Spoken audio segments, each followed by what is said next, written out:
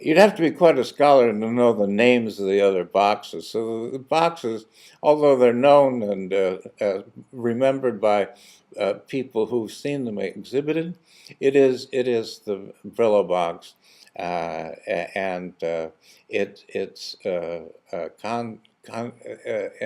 and the virtues of its content that most people would associate with that exhibition. Very few people are still around who actually saw that show.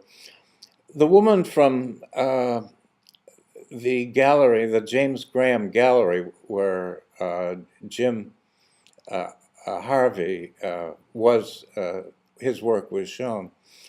Uh, Joan Washburn, who has an important gallery on East 57th Street today, she said, "Let's go see the opening of Andy's new show," and it was very difficult to get in, not because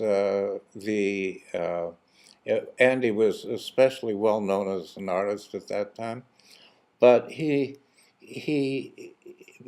but the way the boxes were stacked in walls, you might say, it made it necessary for people to walk down narrow aisles, and you didn't have a room full of space. You just had these aisles, and people would go along and comment and say, "Oh, isn't this extraordinary?" and so forth.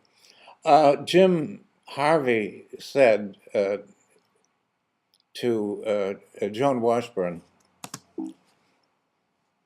"Good God," he said, "I designed those boxes." He had no idea what he's getting in for. He didn't say anything to Andy. They talked a little bit about them, but he said it was his secret. And the question later on, it developed. There was a photograph in Newsweek magazine in which Andy gave uh, a copy of his work, and Jim Harvey gave Andy a copy of his work, and they were like exact twins. Um, anyway, I was sorry not to be there to talk a little bit about Brillo, but naturally, I was also interested in discussing his own work with Matthew Barney, who's an artist I admire greatly, and I had wanted I think actually that Matthew's work is deeply responsive to the kinds of transformation that Andy was working out at in that show at the Stable Gallery. He had transformed a building, transformed a room in a building into uh, an art gallery, which is a highly luxurious institution, into, for all effects and purposes, visibly speaking, uh, uh, uh, the stockroom of a supermarket. There was a transformation that was almost dreamlike in its discontinuity with what your knowledge of the usual function and the usual standing of that particular gallery or any gallery in a building like that would be. I think of Matthew as under making those kinds of transformations in his work. I think, for example, there's another one of the most famous buildings in New York, the Guggenheim Museum, which his great exhibition of culminated. Many people came from Europe to see the culminating installation, in which he turned the gallery into part of uh, the the show. the gallery was part of the show, and I found it very clever that he should have made uh, uh, Solomon R. Guggenheim Memorial. Well, it was. I guess it wasn't. It would not memorial. That would be one of the Guggenheim brothers. Solomon R. Guggenheim Museum of Art. Uh, he turned that into King Solomon's Temple of Wisdom. He plays the role of the entered apprentice, which is position of uh, uh, in the Masonic order, and climbs up. Matthew has climbing in a great many of his works, climbs up to the top and encounters there Richard Serra as a famous a Mason, Mason of Masons in Masonic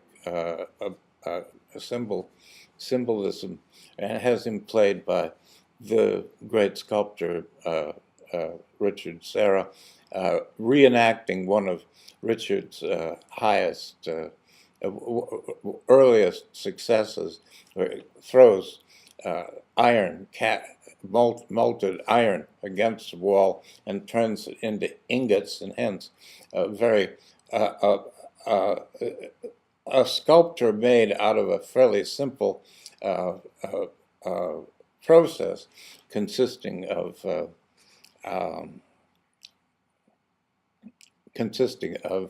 melting and turning into ingots iron. But what Matthew has done is changed cast iron into melted Vaseline, which has always been an interesting question for me, what the meaning of Vaseline is for Matthew. But Matthew lives in a world of symbolisms.